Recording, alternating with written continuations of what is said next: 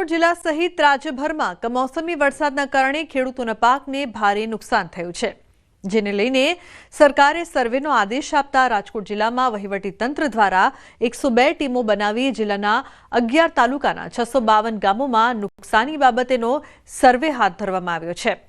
સર્વેમાં જાણવા મળ્યું હતું કે જિલ્લામાં 5.23 લાખ હેક્ટર વાવેતર પૈકી 4.30 લાખ હેક્ટરથી વધુ વિસ્તારમાં મગફળી, કપાસ અને સોયાબીનના પાકને 33%થી વધુ નુકસાન થયું છે। રાજકોટ તાલુકા તેમજ ગોંડલ તાલુકામાં સૌથી વધુ તથા સૌથી ઓછું નુકસાન લોધિકા તાલુકામાં થયું હોવાનું નોંધાયું છે। હાલ વહીવટીતંત્ર દ્વારા આ આંકડા ગાંધીનગર ખાતે મોકલી દેવાયા છે અને આગામી સમયમાં રાજકોટ જિલ્લાના ખેડૂતોને નુકસાનીનું વળતર ચૂકવવામાં આવશે। રાજકોટ જિલ્લામાં માનનીય મુખ્યમંત્રીશ્રીના નિર્દેશ અનુસાર અને રાજ્ય સરકારની સૂચનાઓને ધ્યાને લઈને ઓક્ટોબર મહિનાના છેલ્લા દિવસોમાં જે વરસાદ થયું છે આ વરસાદને ધ્યાને લઈને જિલ્લા દ્વારા 102 ટીમ બનાવીને જિલ્લાની તમામ તાલુકાઓમાં પાક નુકસાનીનો સર્વે કરવામાં આવ્યું છે અને આ પાક નુકસાનીના સર્વેમાં જિલ્લાના તમામ ગામડાઓમાં યુદ્ધના ધોરણે 102 ટીમો દ્વારા કામગીરી કરીને 100% સર્વે કામગીરી પૂરી કરવામાં આવી છે અને આ સર્વે કામગીરીનો જે રિપોર્ટ જે છે આ રાજ્ય કક્ષાએ મોકલી દીધું છે। માનવી ચાહે દુનિયાના ગમે તે છેડે જાય, એનું બાળપણ જ્યાં વીત્યું છે તે વતનની મીઠી યાદો હંમેશા તેની સાથે જ રહે છે, જેથી વતનનું ઋણ ચૂકવવું ફરજ બને છે। આ વાત સાર્થક કરી છે ઉદ્યોગપતિ દિનેશ કુંભાણીએ। વતનનું ઋણ ચૂકવવા ઉદ્યોગપતિ સૌરાષ્ટ્રના ખેડૂતોની વહારે આવ્યા છે। અમદાવાદના ઉદ્યોગપતિ દિનેશ કુંભાણી જે મૂળ જૂનાગઢ બાદલપુર ગામમાં વતની છે, ખેડૂતોને મુશ્કેલીમાં જોઈ દિનેશ કુંભાણીએ જૂનાગઢના 4 ગામના ખેડૂતોને હેક્ટર દીઠ 11,000ની આર્થિક સહાયની જાહેરાત કરી છે। બાદલપુર, પ્રભાતપુર, સાખડાવદર, સેમરાળા ગામના ખેડૂતોને સહાય ચૂકવવામાં આવશે। તમામ ખેડૂતોને ખેતરના હેક્ટરની મર્યાદા વગર સહાય ચૂકવાશે। અંદાજિત 1200થી વધુ ખેડૂતોને લાભ મળશે। સાથે સાથે અન્ય ઉદ્યોગપતિને પણ ખેડૂતોના વહારે આવવા અપીલ કરી હતી।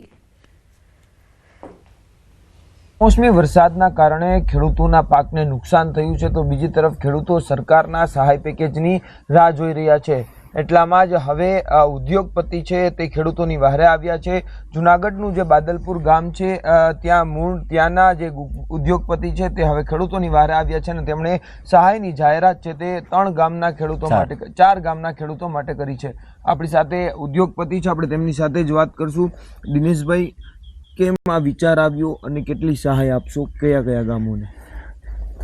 મૂળ મારું માદરે વતન બાદલપુરની બાજુમાં સાખડાવદર, સેમરાળા ગામ અને પ્રભાતપુર, આ 4 ગામના ખેડૂતોને પ્રતિ હેક્ટર 11,000 રૂપિયા લેખે સહાય આપવા માટેનો એક મેં વિચાર કર્યો છે અને સહાય અમે ચૂકવવા માટેનો નિર્ણય કર્યો છે। વિચાર માં ભગવતી કુળદેવી ખોડલની કૃપાથી મને આવ્યો, કારણ કે આજે જે કાંઈ અમે સુખી સંપન્ન છીએ તે માં ભગવતી કુળદેવી ખોડિયાના આશીર્વાદથી છીએ અને અમારા ખોડધામના ચેરમેન નરેશભાઈ પટેલની પણ એક અપીલ હતી કે ભાઈ ઉદ્યોગપતિઓ પોતાના વિસ્તારની અંદર, પોતાના ગામની અંદર કંઈક ને કંઈક સહાય કરી અને ખેડૂતોને મદદ કરે। કુલ કેટલા હેક્ટરમાં આખો વિસ્તાર છે? આ 4 ગામના ખેડૂતો છે તેમનો અંદાજિત ગઈકાલે સાંજે અમે જે ગામની મિટિંગ કરી હતી, દરેક ગામના આગેવાનો, સરપંચો અને ગામના વડીલોને બોલાવ્યા હતા, યુવાનોને, ત્યારે અંદાજિત આંક 1800થી 2000 હેક્ટર સુધીનો ટોટલ આવેલો છે અને લાભાર્થીની વાત કરીએ તો 1100થી 1200 જેટલા લાભાર્થીઓ આ 4 ગામની અંદર લાભ લેશે। તો આપણે જ્યારે ગામડામાંથી જઈએ અને શહેરની અંદર સુખી સંપન્ન થયા હોય ત્યારે પોતપોતાના વતનની અંદર જે કાંઈ બની શકે તેટલી આર્થિક સહાય દરેક લોકો નાની મોટી જેની જે સગવડતા હોય સગવડતા પ્રમાણે ખેડૂતોને કરે તો મને લાગે છે કે ખેડૂતોને ખૂબ સારી એવી મદદ મળી રહી। તો આ હતા ઉદ્યોગપતિ દિનેશભાઈ કુંભાણી કે જેમના દ્વારા 4 ગામો માટે જે સહાયની જાહેરાત કરવામાં આવી છે અને અન્ય જે ઉદ્યોગપતિઓ છે તે પણ ખેડૂતોના વહારે આવે તેવી અપીલ કરી છે। અમર બખાઈ, ન્યૂઝ 18 ગુજરાતી, જૂનાગઢ।